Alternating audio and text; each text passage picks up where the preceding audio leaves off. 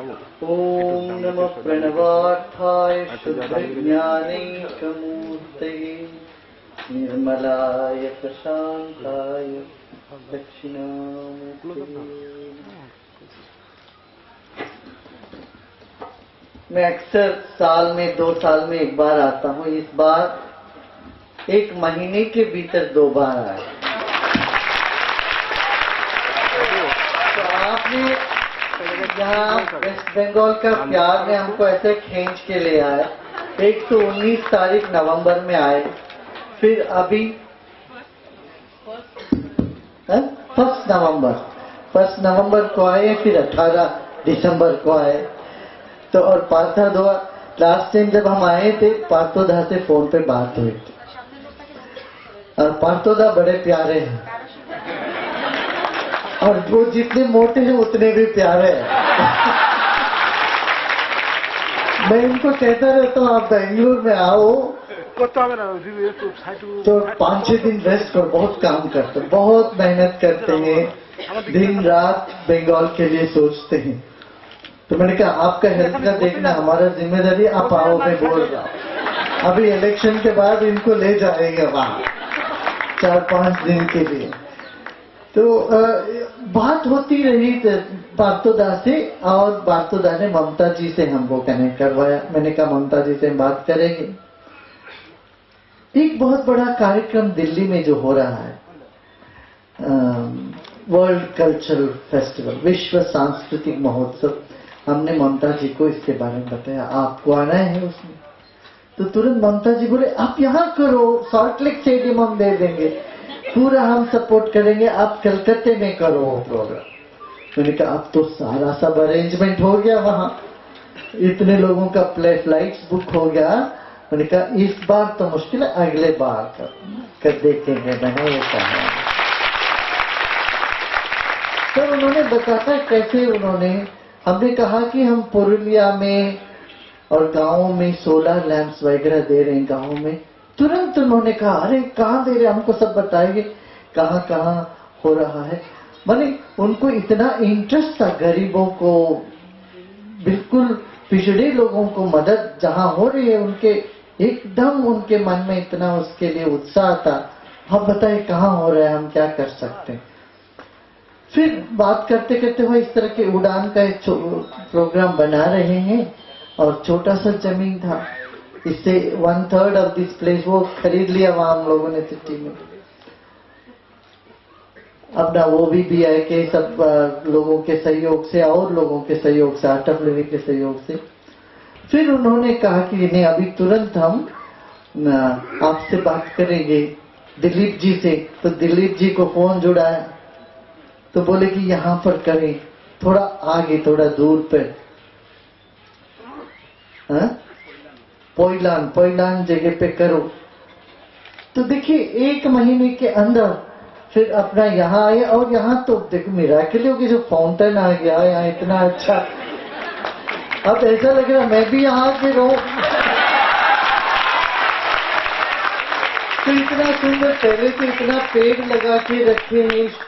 आजकल शुद्ध हवा पानी बड़े बड़े शहरों में मिलना मुश्किल है, और कलकत्ते के इतना पास, शहर से इतना पास, इतना अच्छा वातावरण, जहां देखो तालाब। मेरे को भी तालाब बहुत पसंद, तालाब हो, फवारे हो, ग्रीनरी हो, पेड़ पौधे हो, तो यही स्वर्ग है, कहीं और नहीं है स्वर्ग।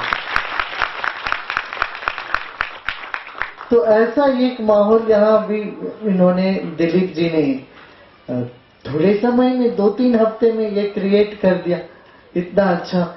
इस तरह से सबका सहयोग। देखिए जब तक समाज की 4 स्तंभ मिलके नहीं काम करते हैं, समाज का कोई काम अच्छा नहीं होता। कौन सा 4 स्तंभ है? एक तो समाज की सरकार, राजनीति और सरकार। दूसरा है यहाँ के मीडिया। तीसरा है धार्मिक आध्यात्मिक संस्थाएं, और चौथा है उद्योगपति, ये कहिए या कंट्रीब्यूट करने वाले इस काम के लिए। यहाँ चारों उपस्थित हो गए।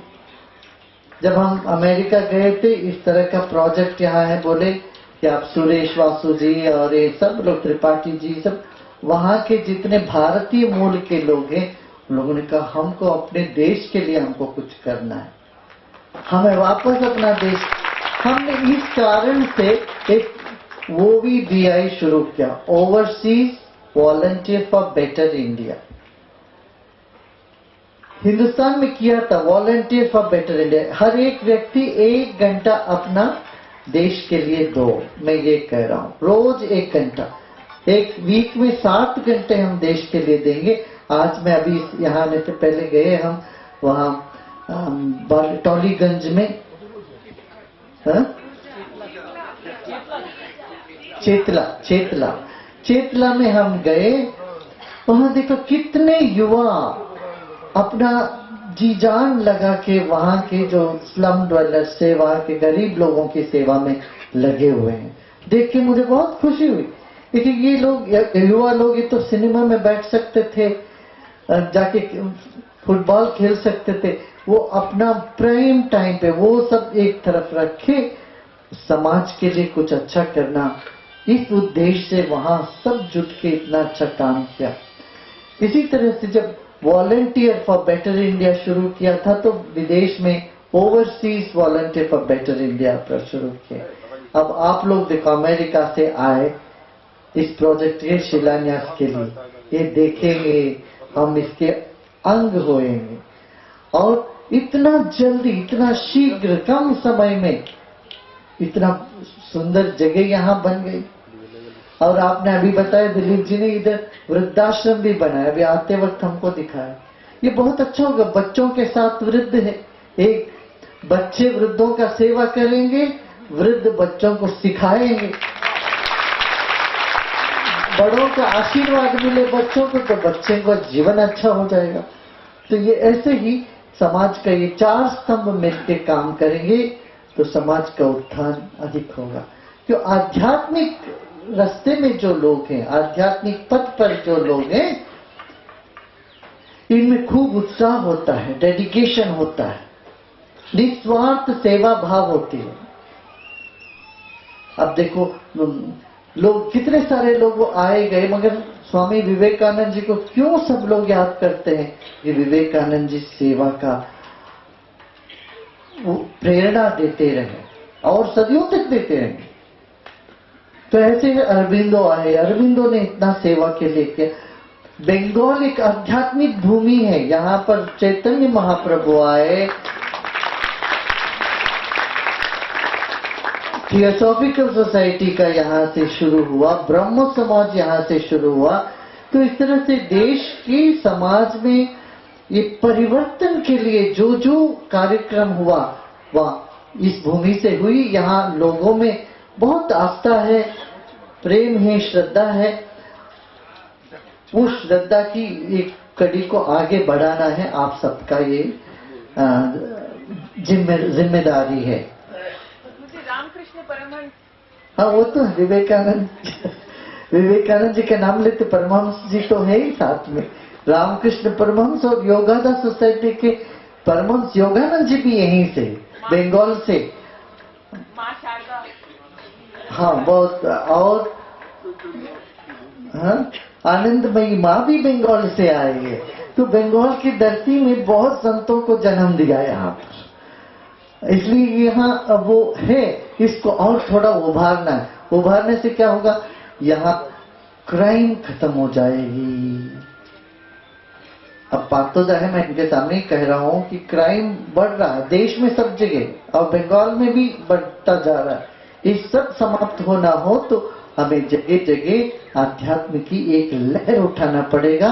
सभी धर्म, सभी जाति के लोगों को एक करना पड़ेगा, डिवाइड नहीं करना चाहिए, लोगों में बीच में फासला नहीं बनाना चाहिए।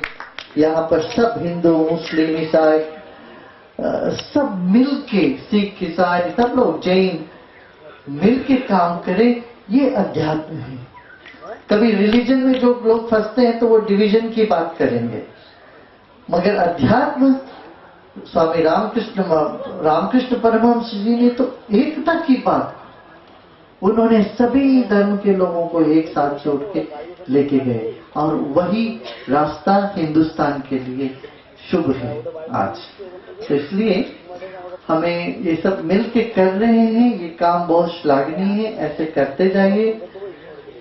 और यहाँ गांव-गांव में ऐसे काम हो रहा है। मैं अभी कल आसनसोल गए हम, फिर आंडाल गए थे, सब जगह लोगों में जो भाव और उत्साह देखा तो बंगला सच में सोनार बंगला ही लग रहा है।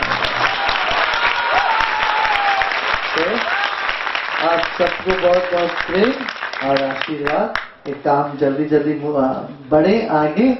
और इससे पूर्व ये जो वर्ल्ड कल्चर फेस्टिवल आ रहा है, यहाँ पता है यहाँ उस वक्त तो इलेक्शन वगैरह का होगा, फिर भी हम कहेंगे पार्थोदय एक दिन के लिए वहां पर दिल्ली में आए। और दिलीप जी को भी बोलूंगा, आपकी बेंगलोर भी आना है आपको, और इधर भी आइए।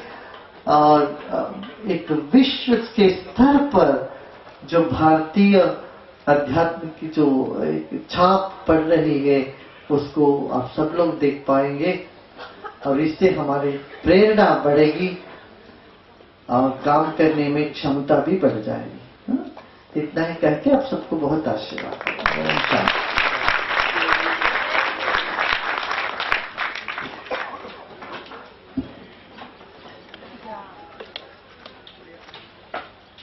Now I would like to request Shri Suresh Vasuji to share a few words with us.